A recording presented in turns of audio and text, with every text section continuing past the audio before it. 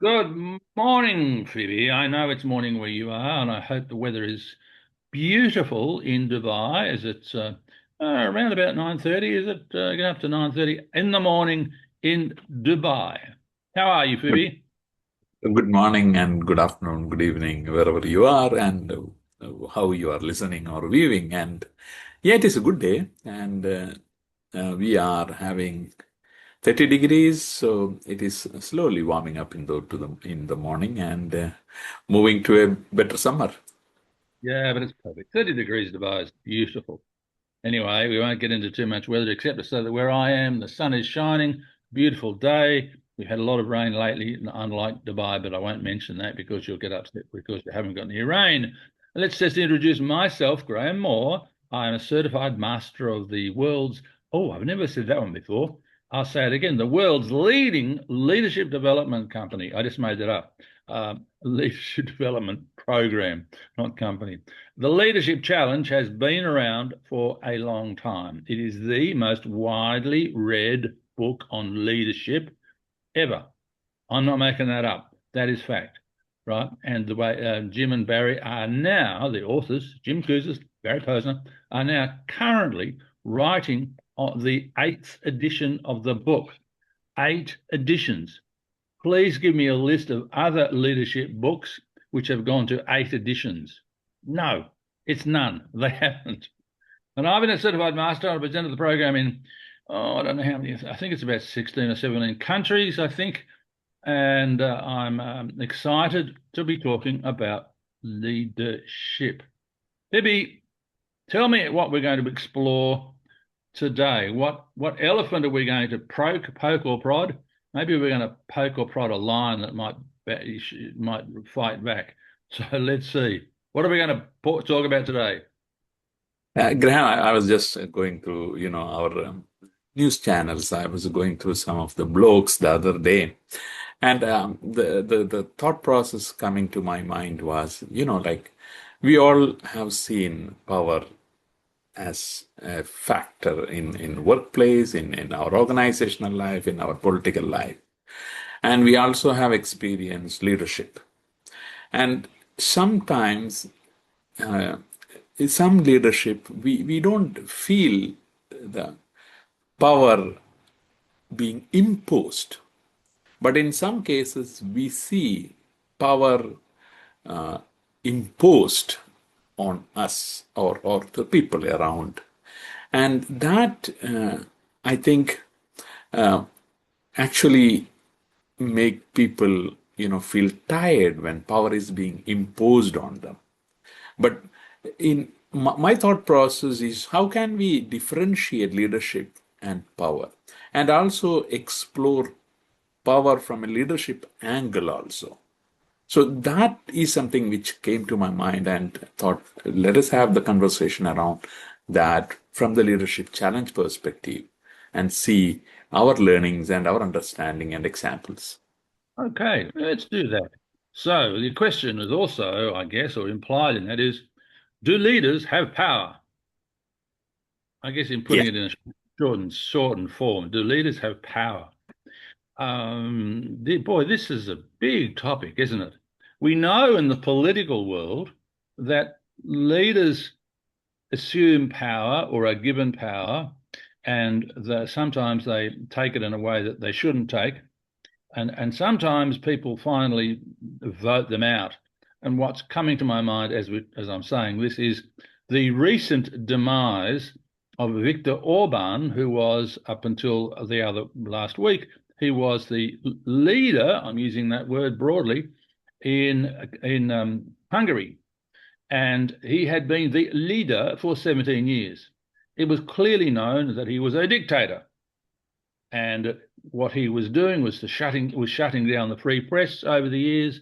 He was imposing a lot of restrictions on people, and now finally he has been deposed in a not in a violent way at all, but in the overwhelming vote of the people. So his power extended for a long time, caused quite a few problems. In the political sphere, certainly in really true democratic countries, if that power is exerted in a way that it concerns people, upsets people, hopefully the democratic process will arrive at a time when we can then vote that person out because they're not exerting the right power. That is the power that might be negative towards the people of that country.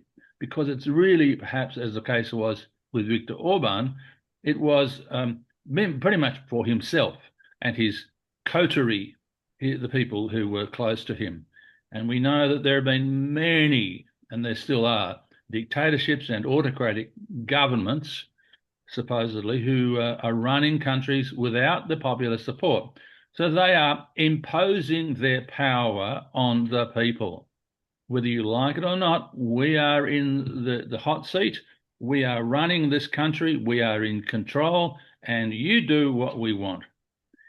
But when we talk about power and leadership in the more common, more relatable sense to those of us who are working in the workplace, in various roles and various companies, I'm sure that people could identify exertions of power in their workplace by someone who's not at the top of the tree.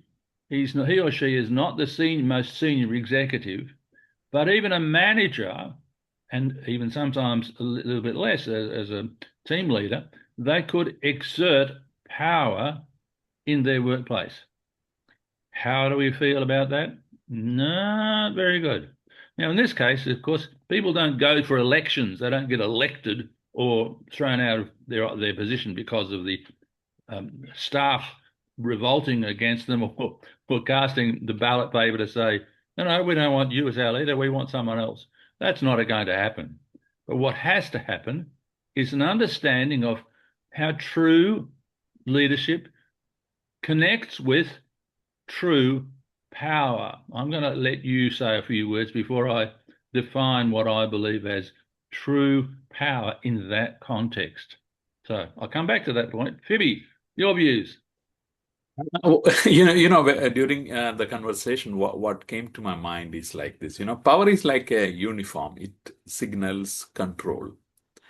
Leadership is like gravity. You don't see it, but everything moves because of it. So I just want to bring that as a pointer in this conversation. And when I think from a political space, especially from India, being from India, what I have seen is Gandhi, who moved to his, humble kind of, from he studied and being practiced a lawyer in South Africa, came back to India, started being simple and in a cloth which he just wears instead of the past suit, understanding the people and how we have seen people following his style. And that is where gravity example comes in, where people are being attracted to what he's doing, and that is one example of leadership which we see.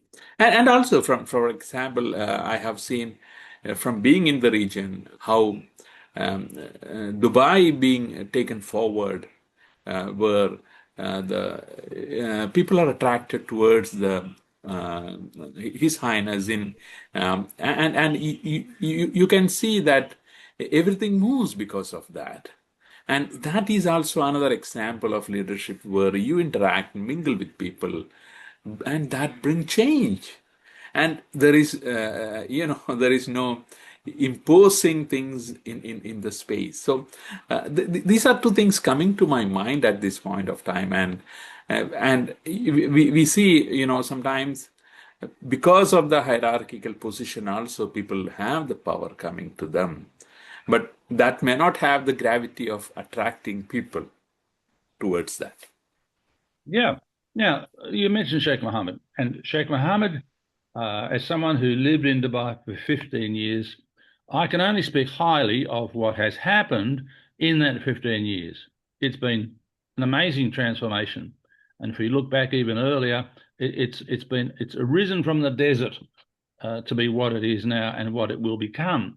And much of this is because of the vision, particularly in the last 15 years, that Sheikh Mohammed has and what he is achieving.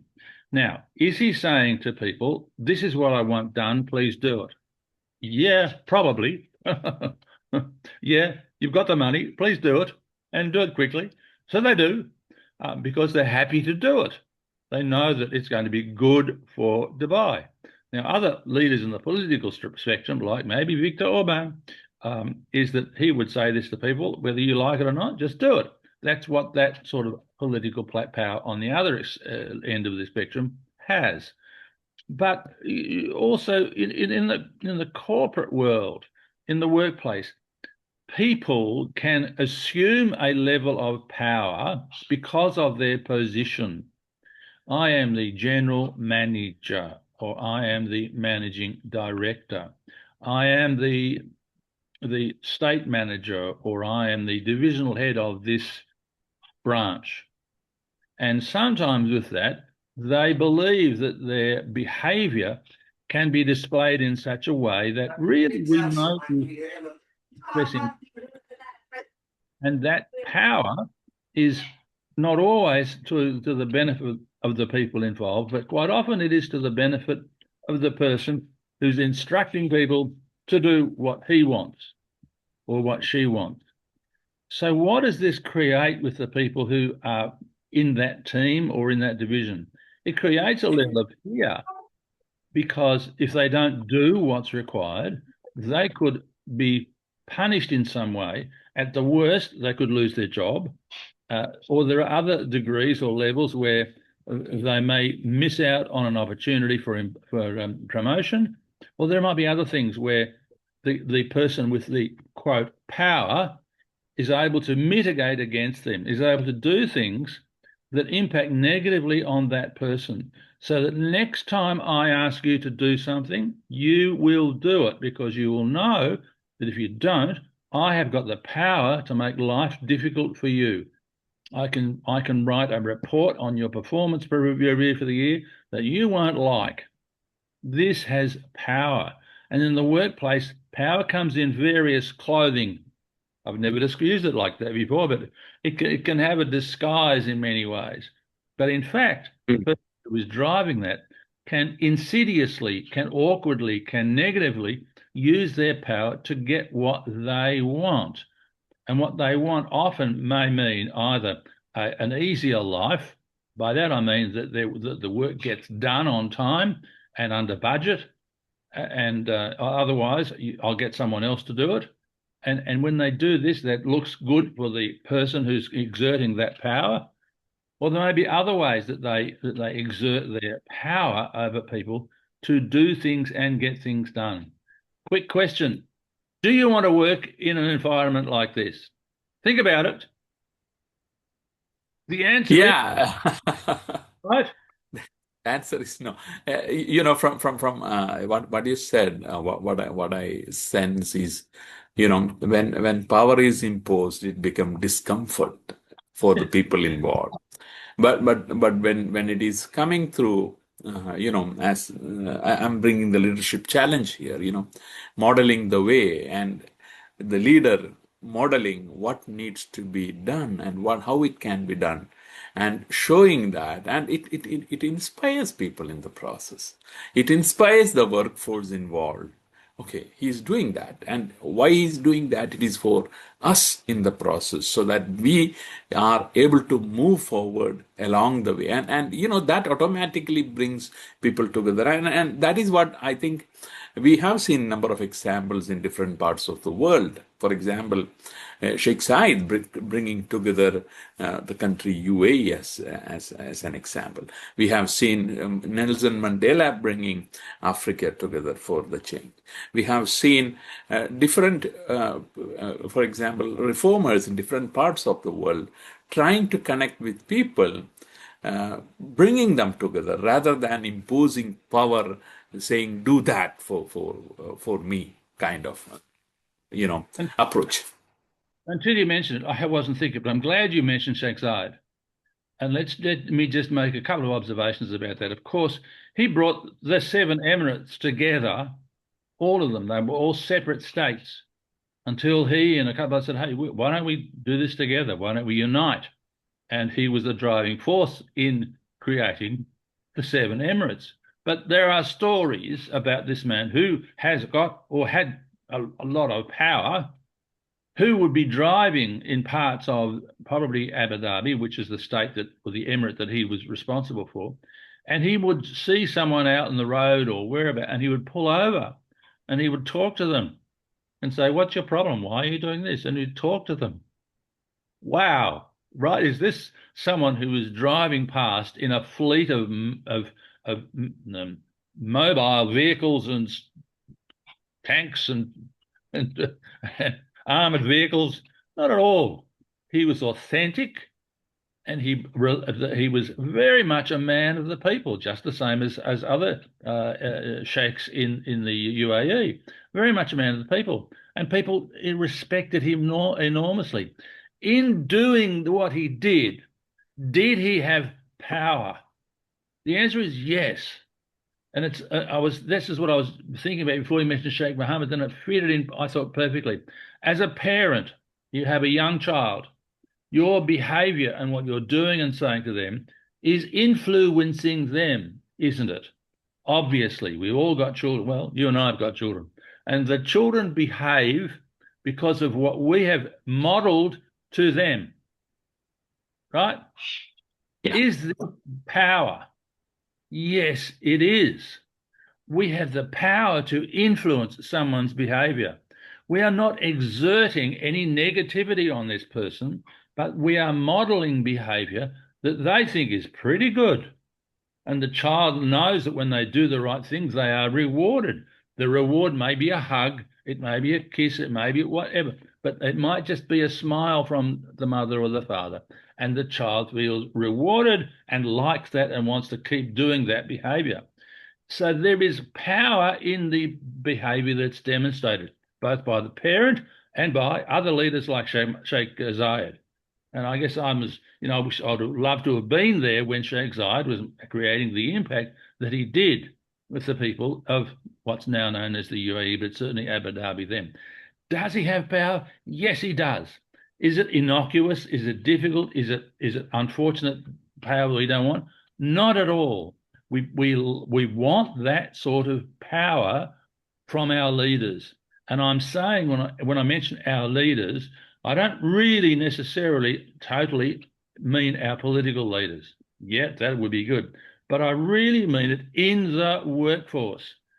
Those leaders, those team leaders, those whatever level, have power positively by influencing the positive behaviors of others.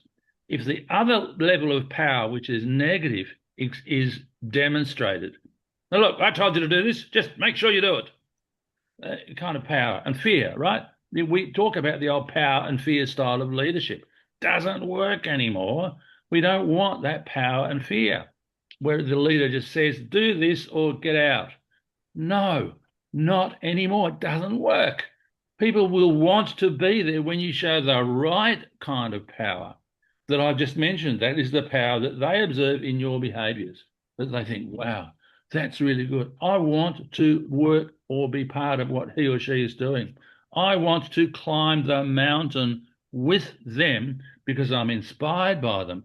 And in all of that, we could call it a sense of power that that person has. But typically we think power is negative, and quite often it is. But when a leader shows these sorts of behaviors, you want to be there? You bet. I want to go to the work where I'm honoured, when I'm respected, where I know that the leader is going to not only greet me in the morning and say hi, but at the end of the day, he might even say thank you for all you did today. He might even say, we've got some amazing things coming up, and because of what you're doing, you are going to love what we're going to work for together. Is this power? Power in this context means that I will do something that this person wants me to do because I want to do it. The other kind Yeah. of power, getting someone to do something when they don't want to do it. Two different types of power, but they both are relevant in the workplace. One of them we never want. but we get it. Why do we get it? Quite often because of the insecurities of the person who is administering that power. Tell me about that, Phoebe. Yeah, Tell me. because authority is visible, leadership is felt, and that is what I, I'm getting from that perspectives which you shared, and also as from a workplace context, like when you feel leadership in action, and that is where we mentioned the first practice of leadership challenge, modeling the way. Now, the second practice of leadership challenge is, as we have seen, inspiring a shared vision. Now, what I felt or experienced being in the UAE from 2008 is, the inspired and shared vision, which is involving us in the process, Yeah. being a resident, you are experiencing that, and you are not following instruction, but you follow a belief in that process where your growth is also being taken care, and how that transforms your own life in the process. So, and here that subtle difference is being felt. And that is what I mentioned. Leadership is being felt in our daily life by the actions of people, and that differentiate power holder and the leadership. And here, even though there is power holders, we don't feel that power. We feel the leadership, and how the trust is built, how you are taken care, how you are part of the society ecosystem, and how you also become part of that vision which is being shared. Yeah, and when you talk about Sheikh Mohammed and the things that he's achieving, some probably 2 years ago, maybe three. Yes, it would have been three. It would have been 3 years ago. I think it was a US journalist asked Sheikh Mohammed about the healthcare system in Dubai, and he was taking a somewhat negative, I guess I could say, view or feeling about the impatience that Sheikh Mohammed had or had demonstrated in wanting to build the medical system up to be the best in the world. And so this journalist was saying, well, why do you want this? Why is this important for you? And Sheikh Mohammed said, I want the best medical treatment and facilities available for my people now, not in 10 years' time. I want it now. Wow. What does that do for the implied power that someone like Sheikh Mohammed has? Because the people think, well, we're going to get that. That's what I want. I want the best medical treatment as well. Rather than Sheikh Mohammed saying, yeah, well, we'll take a few years. He said, I want it now. Yep. He's going to do the best he can to get it there now. That's what leaders do. Now, it doesn't mean that he's going to um, create difficulties or create difficulties for people who don't deliver on the very best medical system. By the way, having been there, I think it is the best in the world, and I was grateful for that. So this is about, in terms of this wasn't it was never meant to be a conversation about Dubai, but it's the term benevolent dictatorship has been used before about Dubai. It's not a criticism. This is the way they do things because of the government that they have, and I think it is fantastic. So that is power. Sheikh Mohammed demonstrates power. Sheikh Mohammed bin Zayed, the other, yeah, it's power, but it's about getting things done for people in a good way, and that power in the workplace can translate. For instance, that's another example. If the leader says we need this done, whatever it is, and he might then say, "What do you need from me to help you make that happen?" That statement within it has an implication of power. What do you need from me to help you make that happen? Oh, well, look, I've got a problem with this department, or with, okay, leave it with me. So the leader might exert some influence, let's call it that, on that other possible blockage. Is that a problem? No, not at all. Is it power? It is. It's influence, but it's power. because it has changed the situation that otherwise would have existed in a way that is better for everybody in this case. He's not going to go and exert power in a negative way, in a way that puts people down, in a way that disempowers people. The leader is going to, in fact, hold empowerment as a key part of what he's doing. He's going to empower people because the leaders generally don't disempower people. They build them up, they empower them. And as we say, they enable others to act. And they give others the power. I mean, if as a leader says, what is stopping you from getting the great result? It's certainly not me. Oh, what I'm doing then is giving the power back to that person if they were feeling disempowered. What is stopping you from getting this great result? It's certainly not me. Okay, thank you very much. In fact, he's saying, I'm supporting you. You can do this. Oh, yeah, maybe I can. No, it actually brings something, like how we can challenge the process in our place of work, and for example, by simply um, influencing. And uh, you can think of someone with whom you have worked, not and don't have a title, but everyone listen to that person, and that is the leadership element which we are discussing at this point of time. Someone who doesn't have positional power or authority, but you still love to interact with him. That person's words are being respected. That person's views are considered, and that person may be able to bring change in the process. And this all happens because of what we call the leadership behavior being demonstrated, as we have seen.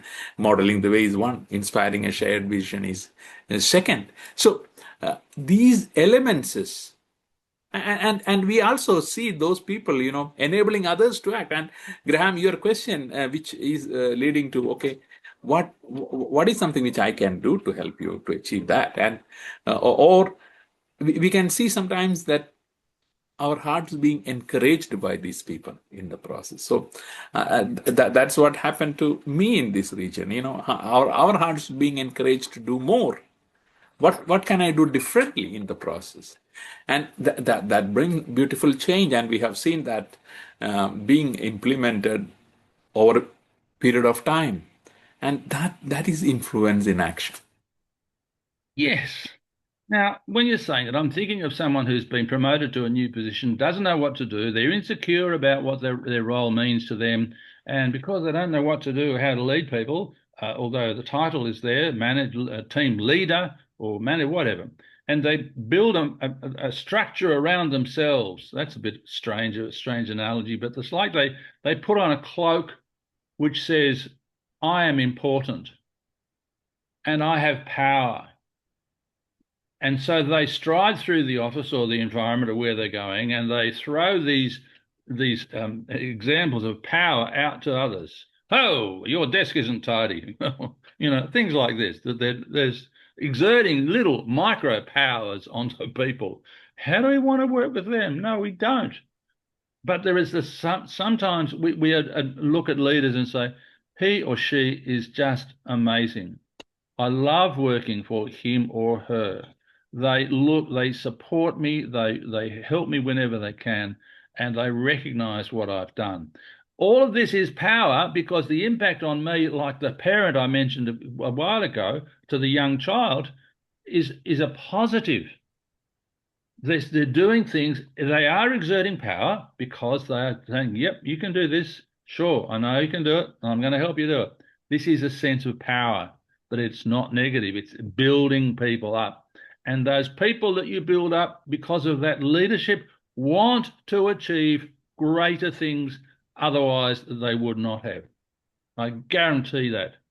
They want to. And it is the power that the person, that leader supposedly has. But it is not the power that he is wielding. He's not throwing his power around. Do this, do that. Don't do this. I need it now. No, come on, don't do that. Build the relationships with your people so that they love what you are doing and they want to build on the behaviors that you are demonstrating to them, model the way, and that they recognize internally that what you are doing is helping them and is helping the organization, and you're getting great results and everybody's happy. I think we're just about done, Yeah, aren't we? Push this power thing along. Don't come into this room trying to be tough with me, Pibby. yeah. As you said, power without leadership is like a borrowed suit, you know. Oh. It might fit for a while, but it was never yours. So I want to stress power without leadership is like a borrowed suit. It might fit for a while, but it was never yours. So when you're saying that, I'm wondering about the person who says to that leader who coming in with the new suit on, saying, new suit." What do you mean? What do you mean a new suit? I've been wearing this for a long time. Oh, no, you Yeah. haven't.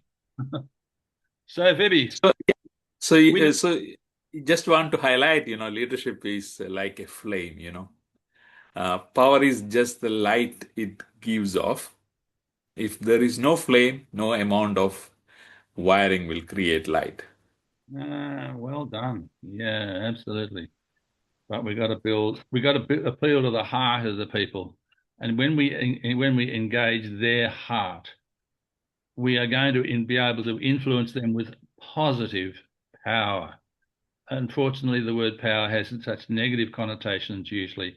Power's there and power's positive if it's exerted or shown in the right way.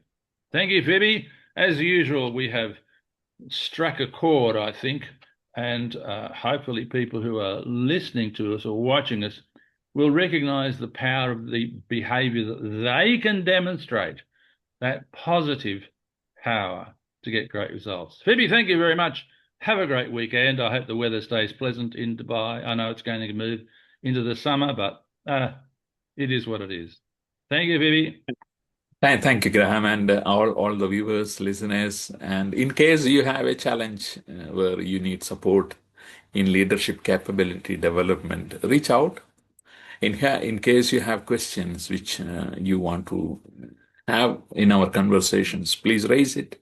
And also, please subscribe and share and comment so that we can continue our conversations on leadership. And one more, please. Please join us next week. Thank you very much. Have a great Thank you. week.